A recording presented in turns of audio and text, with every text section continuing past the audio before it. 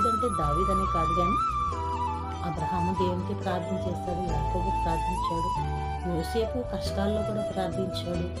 అనేక మంది ఈ ఈ గ్రంథంలో ప్రార్థించిన వారు ఉన్నారు. అంటే వీరు కేవలం మాట్లాడిన వారు కాదు, ప్రవచించిన వారు కాదు, సువార్త చేసిన వాళ్ళు కాదు కానీ వీరు ప్రార్థించిన వారు, ప్రార్థనాపరులు. అంటే దేవునితో మాట్లాడిన వారు, దేవుడు వీరికి సహాయం చేసిన వారు, దేవుడు వీరితో మాట్లాడారు.